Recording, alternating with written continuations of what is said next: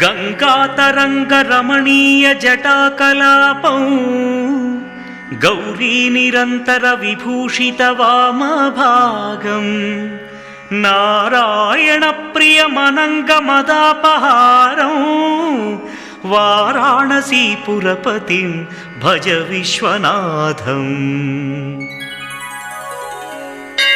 वाचामगोचरमनेकगुणस्वरूपं वागीश विष्णुसुरसेवितपादपीठं वामेन विग्रहवरेण कळत्रवन्तं वाराणसीपुरपतिं भज विश्वनाथम्।